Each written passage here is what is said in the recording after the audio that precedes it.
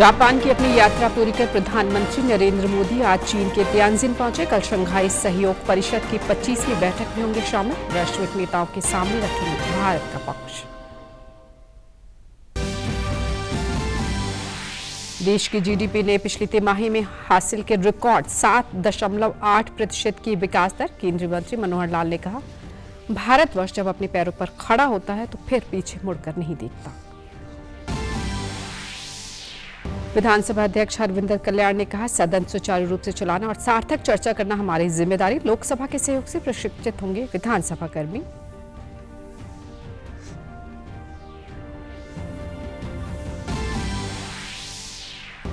और प्रदेश में 17 सितंबर से 2 अक्टूबर तक मनाया जाएगा सेवा पखवाड़ा। प्रतिदिन आयोजित होंगे कार्यक्रम। सामूहिक जिम्मेदारी और जनसेवा की भावना को मिलेगा बढ़ावा। नमस्कार, मैं हूं राजेंद्र कौर। अब समाचार विस्तार से। प्रधानमंत्री नरेंद्र मोदी आज जापान की अपनी 2 दिवसीय सफल यात्रा के बाद चीन के तियानजिन पहुंच गए, जहां वे कल और 1 सितंबर को शंघाई सहयोग परिषद के राष्ट्राध्यक्षों की 25वीं बैठक में शामिल होंगे। प्रधानमंत्री चीन के राष्ट्रपति शी जिनपिंग के निमंत्रण पर चीन पहुंचे। प्रधानमंत्री ने सोशल मीडिया प्लेटफॉर्म एक्स पर कहा कि जापान की यह यात्रा उन उपयोगी परिणामों के लिए याद रखी जाएगी जिनसे हमारे देश के लोगों को लाभ होगा। इससे पहले आज उन्होंने टोक्यो में 16 प्रीफेक्चर के गवर्नर्स के साथ मुलाकात की। इसके अलावा पीएम मोदी ने जापान के प्रधानमंत्री शिगेरू इशिबा के साथ सेंडाई शहर तक बुलेट ट्रेन से यात्रा की और सेंडाई शहर में सेमीकंडक्टर क्षेत्र की अग्रणी कंपनी टीईएल मियागी का दौरा किया। प्रधानमंत्री नरेंद्र मोदी और जापानी प्रधानमंत्री इशिबा शिगेरू ने कल टोक्यो में हुई 15वीं वार्षिक शिखर वार्ता के दौरान भारत जापान साझा विजन को अपनाया। इसके मुताबिक दोनों देशों ने अगले 10 सालों के लिए 8 प्रमुख क्षेत्रों में विशेष रणनीतिक और वैश्विक साझेदारी को और मजबूत करने का संकल्प लिया। विजन का उद्देश्य एक मुक्त, खुले, शांतिपूर्ण, समृद्ध और दबाव मुक्त इंडो पैसिफिक क्षेत्र को बढ़ावा देना और आने वाली पीढ़ियों के लिए ठोस सहयोग स्थापित करना है। इस संयुक्त घोषणा में पहला क्षेत्र नेक्स्ट जनरेशन आर्थिक साझेदारी है, जिसके तहत जापान ने भारत में अब तक तय किए गए 5 ट्रिलियन येन निवेश लक्ष्य से आगे बढ़कर 10 ट्रिलियन येन का नया निजी निवेश लक्ष्य तय किया है। दोनों देश व्यापार बढ़ाने के लिए भारत जापान व्यापक आर्थिक सहयोग समझौते की समीक्षा को तेज करेंगे और मेक इन इंडिया पहल को मजबूत करने के लिए औद्योगिक सहयोग को बढ़ावा देंगे। इसके बाद दोनों देशों की संयुक्त प्रेस वार्ता को संबोधित करते हुए प्रधानमंत्री नरेंद्र मोदी ने कहा कि आज हमने विशेष रणनीतिक और वैश्विक साझेदारी में नए और सुनहरे अध्याय की मजबूत नींव रखी है। हमने अगले दशक के लिए एक रोड मैप बनाया है। प्रधानमंत्री ने कहा कि हाई टेक्नोलॉजी में सहयोग दोनों देशों की प्राथमिकता है। हम सस्टेनेबल यूल्स इनिशिएटिव और बैटरी सप्लाई चेन पार्टनरशिप भी शुरू कर रहे हैं। आर्थिक सुरक्षा सहयोग पहल भी लॉन्च की जा रही है। इसके तहत क्रिटिकल और स्ट्रेटेजिक क्षेत्रों में एक व्यापक अप्रोच के साथ आगे बढ़ा जाएगा। Mobility, people to people exchanges and state prefecture partnership, ये प्रमुख बातें हैं। हमने अगले 10 वर्षों में जापान से भारत में 10 ट्रिलियन येन निवेश का लक्ष्य निर्धारित किया है। भारत और जापान के स्मॉल एंड मीडियम एंटरप्राइजेस और स्टार्टअप्स को जोड़ने पर विशेष बल दिया जाएगा। अमेरिका में एक संघीय अपील अदालत ने भारत के लिए संभावित राहत देते हुए राष्ट्रपति डोनाल्ड ट्रंप द्वारा भारत पर लगाए गए व्यापार शुल्क को गैर कानूनी करार दिया है। अदालत ने अपने फैसले में कहा कि ट्रंप के पास ऐसे व्यापक अधिकार नहीं थे कि वे इस तरह के शुल्क लगा सके। हालांकि अदालत ने टैरिफ को 14 अक्टूबर तक जारी रहने की अनुमति दी है ताकि ट्रंप प्रशासन को सुप्रीम कोर्ट में अपील करने का मौका मिल सके। इस बीच आर्थिक रफ्तार के धीमे पड़ने की सभी आशंकाओं को खारिज करते हुए भारत की जीडीपी ने पिछली तिमाही में रिकॉर्ड 7.8% की विकास दर हासिल की है। एनएसएसओ के जारी आंकड़ों के मुताबिक यह दर जापान, अमेरिका और चीन जैसी अर्थव्यवस्थाओं से कई आगे है। केंद्रीय मंत्री अश्विनी वैष्णव ने इसे सुधार आधारित गवर्नेंस का साक्ष्य बताया। केंद्रीय मंत्री मनोहर लाल ने भारत की बढ़ती विकास दर पर प्रतिक्रिया देते हुए कहा कि भारतवर्ष जब अपने पैरों पर खड़ा होता है तो फिर पीछे मुड़कर नहीं देखता। वैश्विक चुनौतियों और अनिश्चितताओं के बावजूद पहली तिमाही में भारत की विकास दर ने सभी समीकरणों को ध्वस्त करते हुए उन सबको एक आईना दिखाया है जिन्होंने देश की अर्थव्यवस्था को डेड इकोनॉमी करार दे दिया था।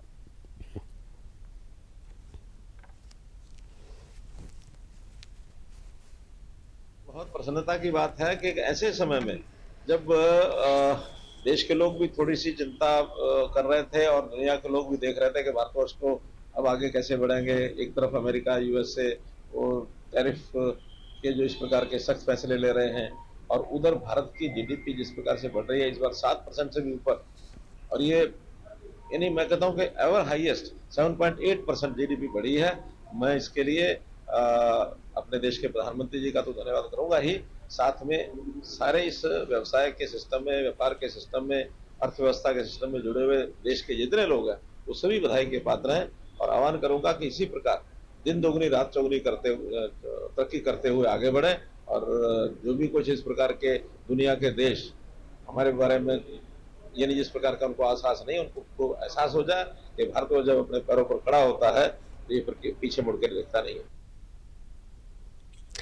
मुख्यमंत्री नायब सिंह सैनी ने भी इस पर प्रतिक्रिया दी। उन्होंने कहा कि वित्त वर्ष की पहली तिमाही में देश की विकास दर के जारी रिकॉर्ड आंकड़े बताते हैं कि यह केवल एक आर्थिक उपलब्धि नहीं बल्कि नए भारत की आत्मनिर्भरता और वैश्विक नेतृत्व क्षमता का प्रतीक है। एक्स पर पोस्ट कर उन्होंने कहा कि प्रधानमंत्री नरेंद्र मोदी के नेतृत्व में भारत की अर्थव्यवस्था नई ऊंचाइयों पर पहुंच रही है।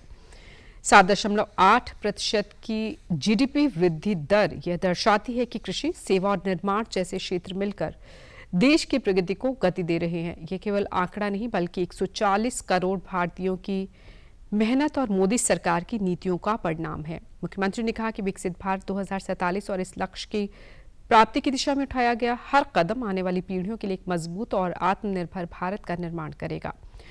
उधर प्रदेश के लोगों में भी देश की बढ़ती विकास दर पर खुशी जाहिर की। भारतीय उद्योग व्यापार मंडल राष्ट्रीय संगठन मंत्री सौरभ चौधरी ने कहा कि भारत तीसरी सबसे बड़ी अर्थव्यवस्था बनने की ओर अग्रसर है और इसके पीछे सरकार की बेहतर कार्य योजना और नीति है। स्वदेशी की मदद से घरेलू अर्थव्यवस्था को बल मिलेगा और छोटे व्यापारियों को इसका फायदा होगा। उस क्षेत्र में आगे खड़ा है कि विश्व गुरु बनने में, विश्व गुरु की संपन्नता में आज भारतवर्ष पीछे नहीं है। और निश्चित तौर से आने वाले समय में जो प्रधानमंत्री जी की यही स्ट्रेटेजीज, ये पॉलिसीज जिसको उन्होंने एक मिशन के रूप में लेके चला था, आज वो सफलता की ओर है। मैं मुख्यमंत्री जी को भी, प्रदेश के भी और देश के भी प्रधानमंत्री जी को मैं बहुत बहुत बधाई देता हूँ। भारत के प्रधानमंत्री श्री नरेंद्र मोदी जी के नेतृत्व में भारत बड़ी तरक्की से जीडीपी ग्रोथ, भारत की अर्थव्यवस्था बड़ी तेजी से विश्व में बड़ी तेजी से बढ़ती जा रही है। अगली खबर का रुख करते हुए विधानसभा अध्यक्ष हरविंदर कल्याण ने कहा कि सदन सुचारू रूप से चलाना और सार्थक चर्चा करना हमारी जिम्मेदारी है। लोग के अंदर विधायिका के लिए रुचि बढ़े, इसके लिए काम किया जा रहा है। उन्होंने आज चंडीगढ़ में पत्रकार वार्ता को संबोधित कर विधानसभा की कार्यवाही का विवरण पेश किया। उन्होंने कहा कि 4 दिन के सत्र में 7 बिल पास किए गए और स्थगन प्रस्ताव पर 3 घंटे चर्चा हुई और भविष्य का रोड मैप बताया गया। उन्होंने बताया कि सदन की कार्रवाई के सीधे प्रसारण को लेकर दिशा निर्देश भी जारी किए गए हैं। दूसरे दिन भी 71, 26 अगस्त को 72 और आखिरी दिन 70 विधायकों ने इस सत्र में भाग लिया है। ये सत्र कुल 21 घंटे और 8 मिनट ये चला है। इसमें 8 विधेयक पास किए गए हैं। साथ ही संसदीय प्रणाली में सकारात्मक सुधार का कदम उठाते हुए सदन में सीधे प्रसारण की गाइडलाइन इस बार जारी की गई है।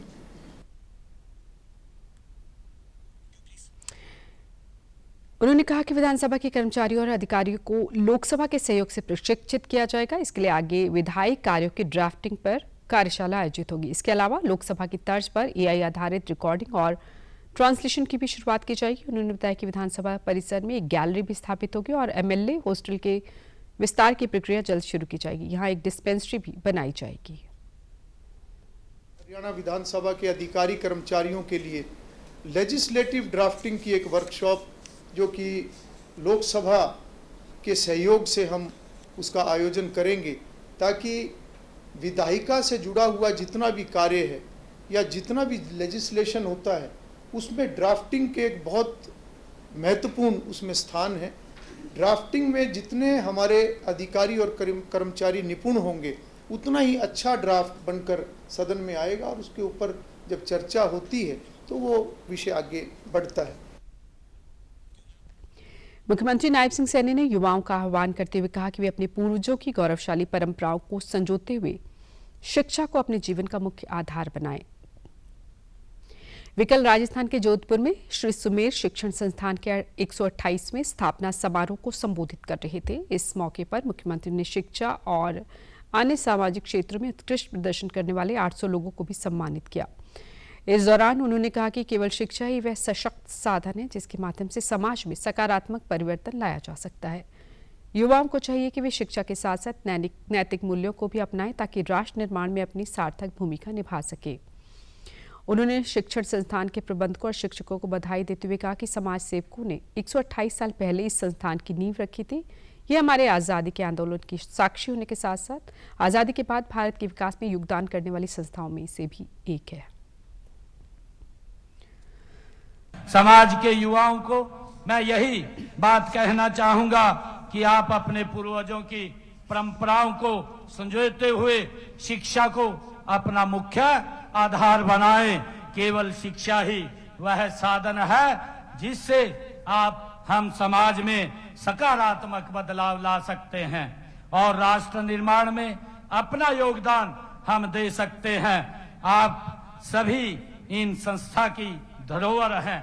भाइयों, हमें ये समझना चाहिए कि आने वाले समय में संस्थान का नाम की और भी ऊंचाइयों तक आपके अपने ज्ञान, अपने संस्कार और अपने कर्मों से इसको संस्थान को और ऊंचाइयों के ऊपर हम पहुंचाएं, जहां हम अपनी संस्कृति, शिक्षा। मुख्यमंत्री नायब सिंह सैनी ने हिसार शहर के लिए एक महत्वपूर्ण परियोजना को मंजूरी दी है। यह मंजूरी NH52 हिसार राजगढ़ रोड से शुरू होकर हिसार दिल्ली रोड NH9 को पार करते हुए हिसार कैथल रोड तक जाएगी। इसके लिए हिसार बाईपास के निर्माण के प्रस्ताव को स्वीकृति मिली है। इस बाईपास की लंबाई लगभग 41 किलोमीटर की होगी, जिस पर कुल 1900 करोड़ रुपए की लागत का अनुमान है। इस परियोजना में भूमि अधिग्रहण पर करीब 1000 करोड़ रुपए खर्च होंगे। यह परियोजना भारतीय राष्ट्रीय राजमार्ग प्राधिकरण के सहयोग से चलेगी।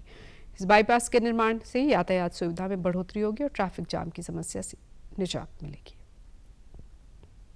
प्रदेश सरकार के सहयोग से आज करनाल में देशभक्त विश्वविद्यालय पंजाब ने 75वें राज्य स्तरीय रोजगार मेले का आयोजन किया। इस मेले में करीब 47 कंपनियां शामिल हुई और 4000 युवाओं ने अपना पंजीकरण कराया। इस मौके पर केंद्रीय मंत्री मनोहर लाल ने बतौर मुख्य अतिथि युवाओं को नियुक्ति पत्र वितरित किए। उन्होंने मेले में आए युवाओं को संबोधित भी किया। इसके बाद मीडिया से बातचीत करते हुए उन्होंने कहा कि देश के लाखों युवाओं को ऐसे रोजगार मेलों के माध्यम से नौकरी मिली और वे आज राष्ट्र निर्माण में अपना योगदान दे रहे हैं। आने वाले समय में ऐसे ही रोजगार मेले लगाए जाएंगे।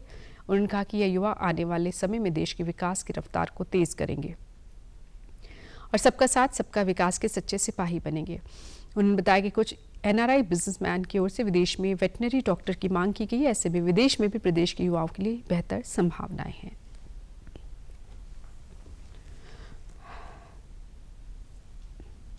लगभग 47 कंपनीज जिनको वर्कफोर्स चाहिए, मैनपावर चाहिए, वो यहाँ आए हैं, सब इंटरव्यू ले रहे हैं। 4000 से ऊपर बच्चों का रजिस्ट्रेशन हुआ है। मुझे लगता है कि ज्यादा नहीं तो 50% जब रूल निकलेगा 2000 के आसपास बच्चों को जरूर सिलेक्ट करके लेके जाएंगे और हर किसी की अपनी आवश्यकता के हिसाब से, क्वालिफिकेशन के हिसाब से उसको सिलेक्ट करते हैं। साथ में एक NRI गोपाराई जी वो भी आए हैं और गोपाराई जी ने अपने विदेश में 500 वेटनरी डॉक्टरों को चाहिए, वो भी उन्होंने मांग रखी है। हम कोशिश करेंगे कि हम वेटनरी डॉक्टर को उपलब्ध कराएं हरियाणा से। और विदेशों में बहुत बड़ा स्कोप है। विधिवत तरीके से हमारे नौजवान पासपोर्ट से, वीजा से और जो स्किलिंग की और जो उनकी आवश्यकता है क्वालिफिकेशन की, उस हिसाब से विदेश जाएंगे तो उनको अच्छा काम मिलेगा। वहीं रोजगार मेले में आए युवाओं ने कहा कि इस प्रकार के रोजगार मेलों से उन्हें एक ही स्थान पर विभिन्न कंपनियों में इंटरव्यू देने का मौका मिलता है। युवाओं ने इस तरह के रोजगार मेलों के लिए हरियाणा सरकार के प्रयासों की भी सराहना की।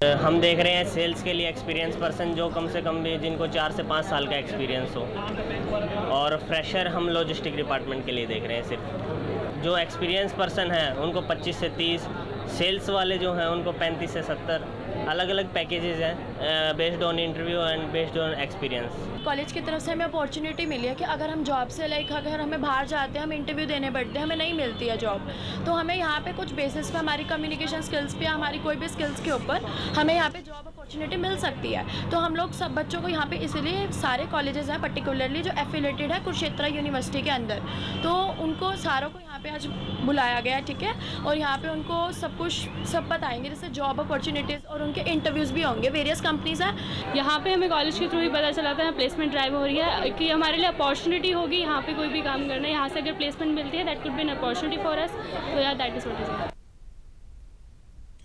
केंद्रीय राज्य मंत्री कृष्णपाल गुर्जर ने आज बल्लभगढ़ में नवनिर्मित अटल ऑडिटोरियम का लोकार्पण किया। इस मौके पर स्थानीय निकाय मंत्री विपुल गोयल मौजूद रहे। 18 करोड़ की लागत से बने 600 सीटों वाले इस भव्य ऑडिटोरियम में तमाम आधुनिक सुविधाएं मौजूद है, जहां सरकारी आयोजन से लेकर धार्मिक और सामाजिक कार्यक्रम भी किए जा सकेंगे। इसके बाद पत्रकारों से बातचीत करते हुए केंद्रीय राज्य मंत्री ने बधाई देते हुए कहा कि बल्लभगढ़ में आज नया एसी ऑडिटोरियम जनता को समर्पित किया गया है, जिसका नाम पूर्व प्रधानमंत्री अटल बिहारी वाजपेयी की स्मृति में रखा गया है। इसका सीधा लाभ लोगों को मिलेगा। भाजपा ने पिछले 11 सालों में बल्लभगढ़ की तस्वीर बदली और यहाँ अभूतपूर्व विकास काम हुए। आने वाले 2 सालों में शहर में और भी बड़े विकास कार्य होने जा रहे हैं।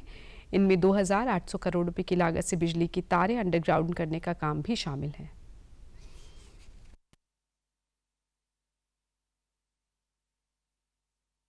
इस तरह हरियाणा की तस्वीर पिछले 11 सालों में बदली है, ऐसे ही पिछले 11 सालों में मूलचंद शर्मा जी के नेतृत्व में बल्लभगढ़ विधानसभा की तस्वीर बदली है।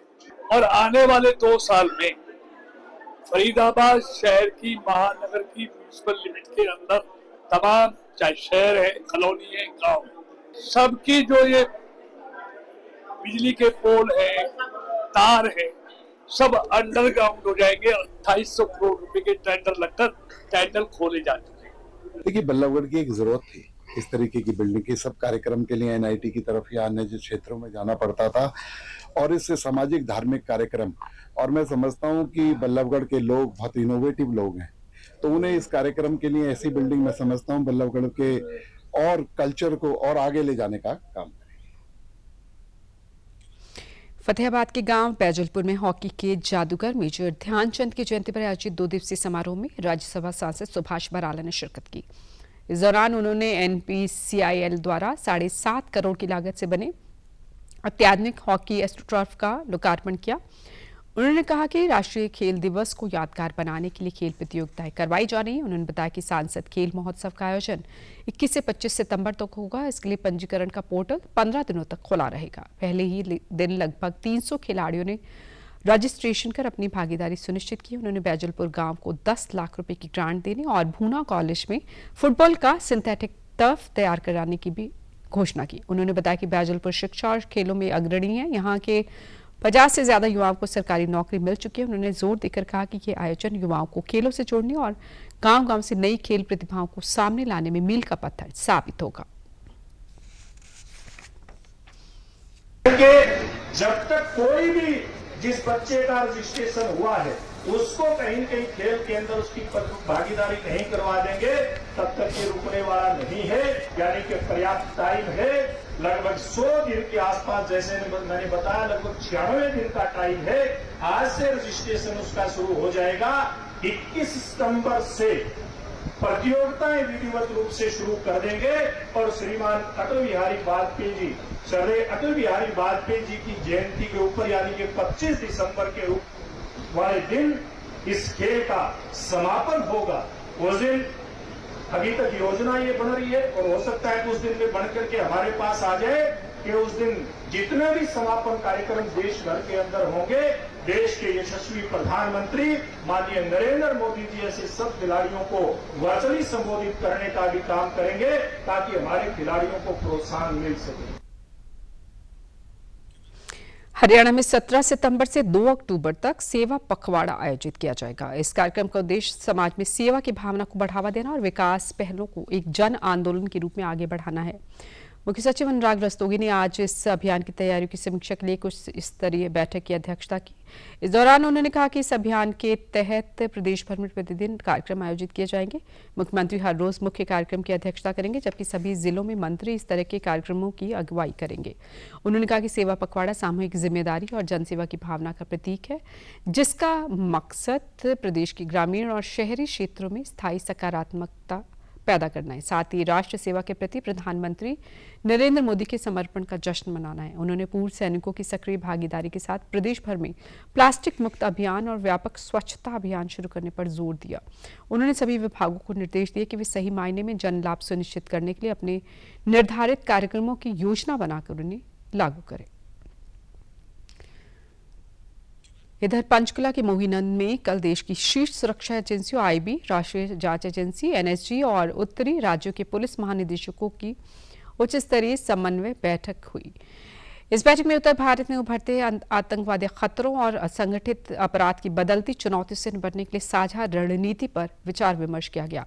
इस बैठक का मकसद आपसी तालमेल को बढ़ाते हुए सुरक्षा तंत्र को और अधिक सशक्त बनाना था। एनआई के महानिदेशक सदानंद दाते ने बैठक को संबोधित करते हुए कहा कि आतंकवाद का बुनियादी ढांचा निरंतर बदल रहा है।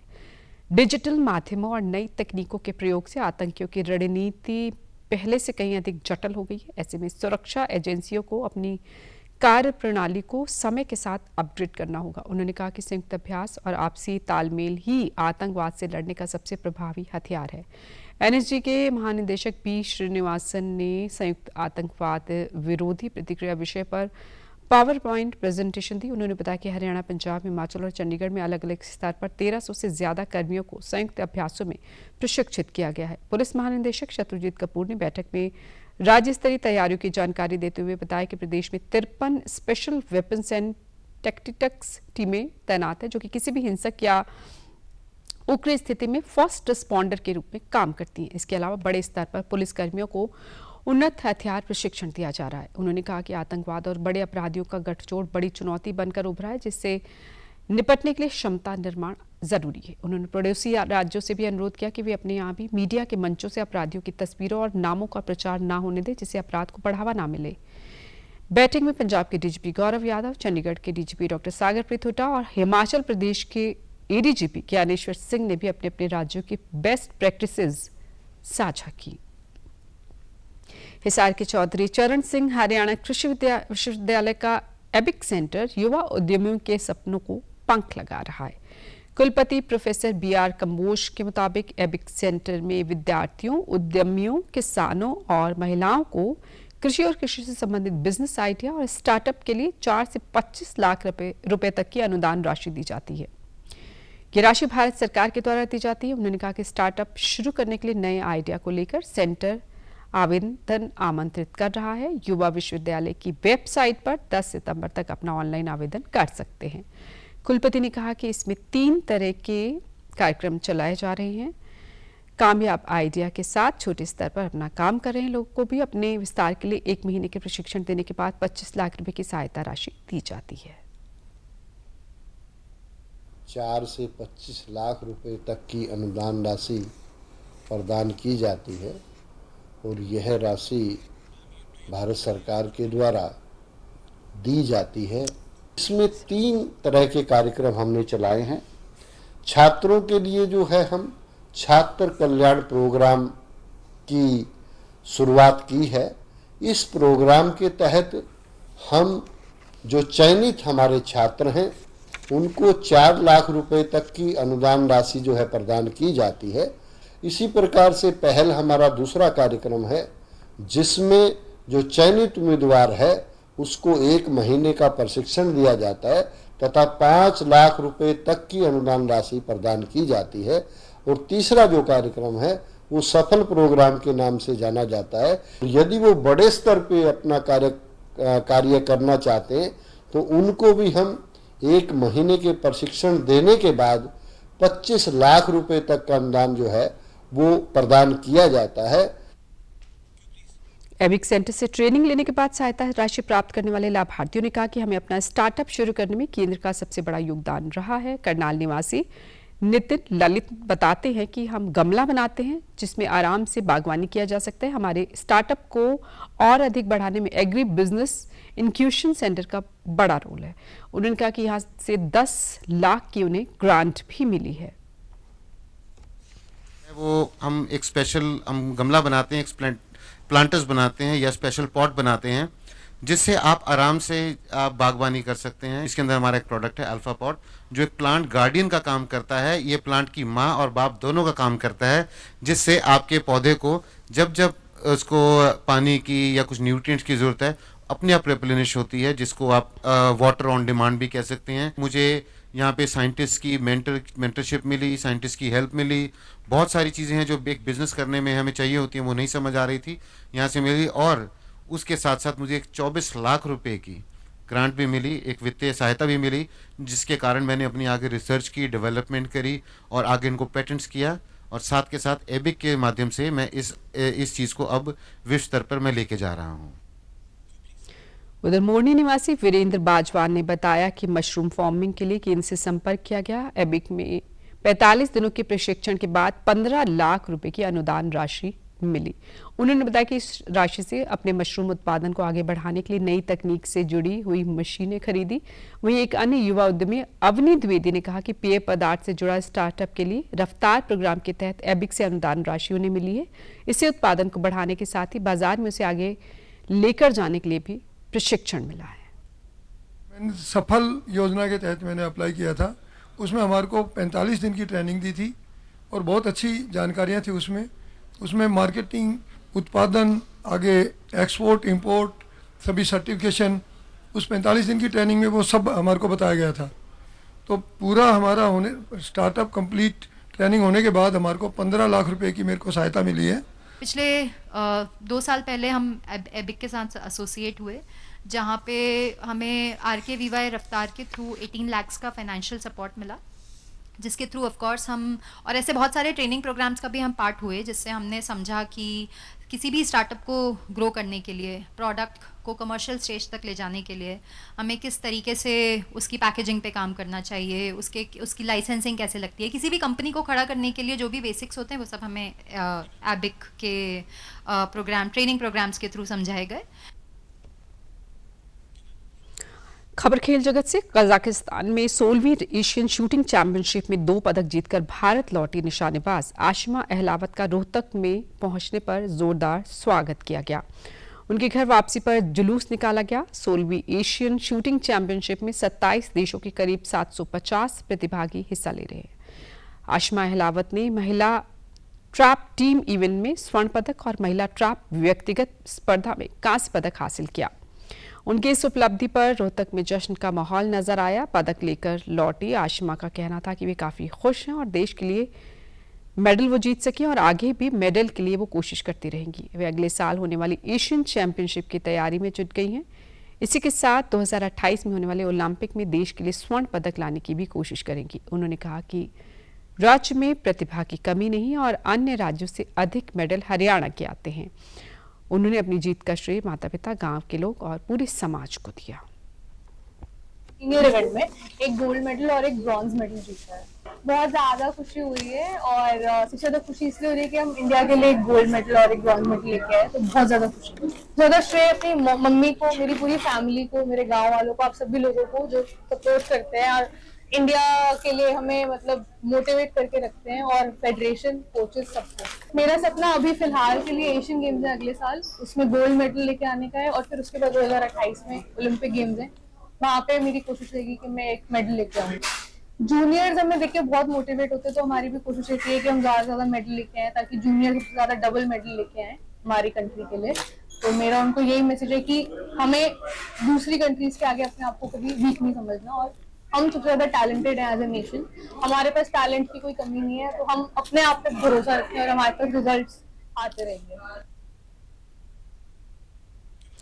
इस बुलेटिन में फिलहाल इतना ही, इजाजत दीजिए, नमस्कार।